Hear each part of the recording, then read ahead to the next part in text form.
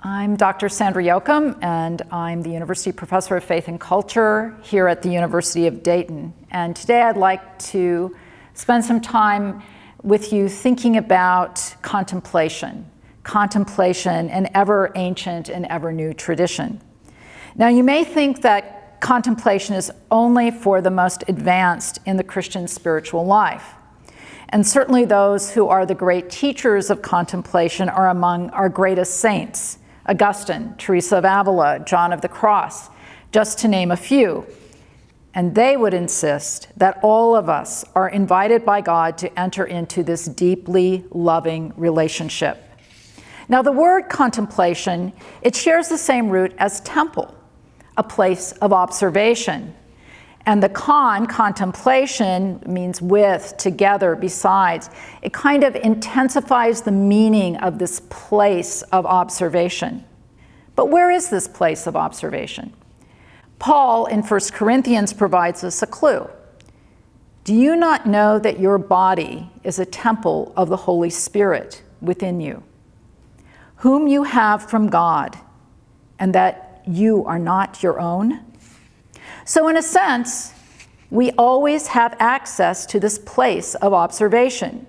We do not have to travel a great distance to enter into contemplation. Pope Francis, in his exhortation, Rejoice and Be Glad, the call to holiness in today's world, offers a slightly different perspective. He writes, "So often we say that God dwells in us, but it is better to say that we dwell in him, that he enables us to dwell in his light and his love. He is our temple. We ask to dwell in the house of the Lord all the days of our lives."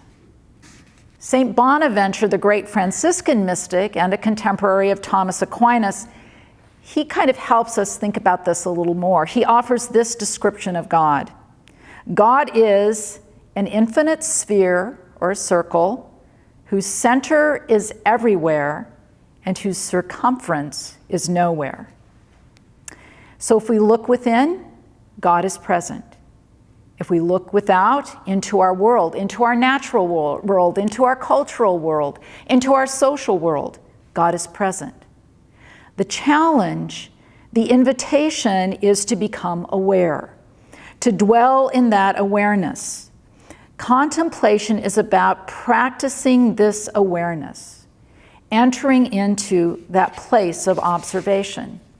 And the key, the single most important aspect of contemplation is silence. Quieting the mind to be attentive, to be attentive and to getting rid of the outer distractions and the inner noise. But let me be clear, we can never cease thinking thoughts. But we can become better at not grasping at those thoughts, or maybe it's better to say letting those thoughts grasp us, so that we might listen more intently to God, whose language, as St. John of the Cross explains, is silence. Loving silence is the language of God. Silence is not absence, but presence. Martin Laird, in his book, A Sunlit Absence, says, "Silence has no opposite." And what he means by that is everything emerges from silence and returns to silence. If we think about our language, our words, they come out of silence and they return. Think about the spaces between our words. Those are moments of silence. Thomas Merton describes the prayer of silence as an attentive, watchful listening of the heart. So silence is the language of love between us and God. Once again, we can turn to Scripture for guidance. Recall the story of Mary and Martha. Mary is sitting in rapt attentiveness, listening to the Lord, while poor Martha is trying to get food on the table. Oh, how I sympathize with Martha. In his gentle chiding of Martha, Jesus does not criticize her for working, but for being anxious and worried. He reminds her that only one thing is necessary: listening to the Lord. Mary has chosen the better part, sitting, seemingly doing nothing, so much against the grain of our contemporary way of life. But of course, Mary is doing something. She is listening. She is receiving the grace that is being offered her. She has turned her focus on Jesus, not out of laziness, but out of wonder at his presence and a desire to be with him. And while I'm sorely tempted to ask, who's going to get the work done? It probably will get done in due time and in good measure, with an attentiveness to Christ's presence in our midst, who brings us into God's presence in its fullness. Christ is the way, the truth, the life. In the practice of Christian contemplation, often a word is chosen to provide a focus and to prevent those distractions of our lives to crowd out our awareness of God in our midst. So an ancient practice in the Christian contemplative tradition is the recitation of the Jesus prayer. Here's a version, the longest.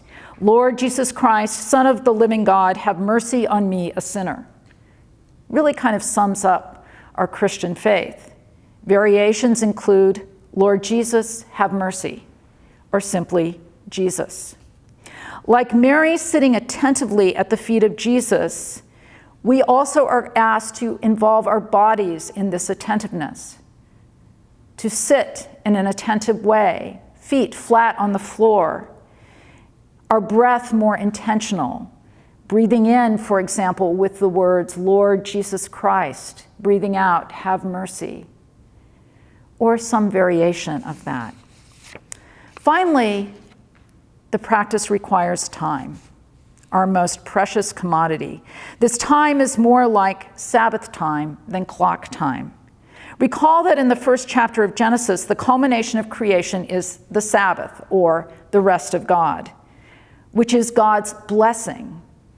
Interestingly, it's the only time in the chapter when that word is used. It's God's blessing.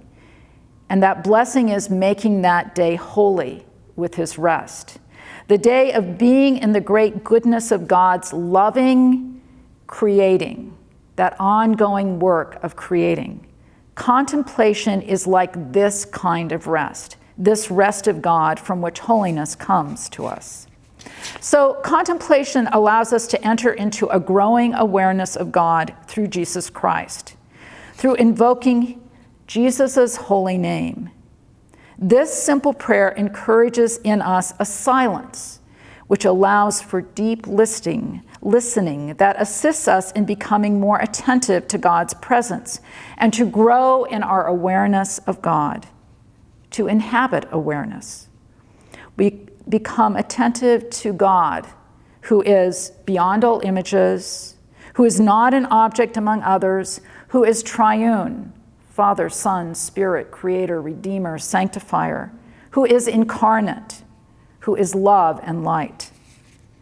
Consider Mary, the mother of our Lord. Consider her attentiveness to the angel's message and her faithful yes, and her attentiveness to her life with her son.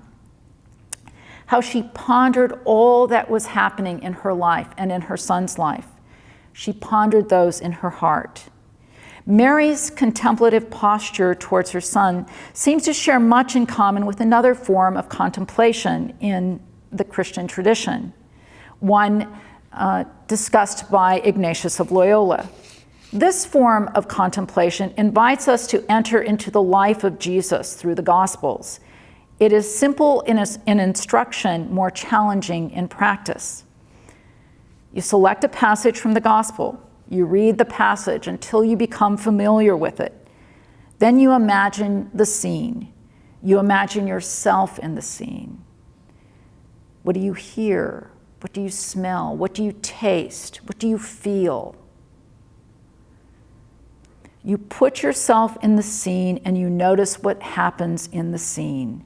And you respond to what is happening. And then you rest. You rest in that event. That is the Sabbath moment, if you will. And you reflect on what that passage is inviting you to do and to think about in terms of your relationship with God. The gospel passage becomes that place of observation, that contemplation place, where we can grow in our attentiveness to and awareness of God in and through Christ. We become silent in the presence of this great love of God. It is in this listening that we come to a deeper connection with God's will, God's loving of us. We are called to obey God's will, God's loving of us. But here's the interesting thing about obedience. It shares the same root as listen. So contemplation, finding that space, that time to be silent, to listen, to be attentive to God's presence, also makes it more possible to be attuned to God's will for us in our lives. Silence is the gateway, the door into God's presence.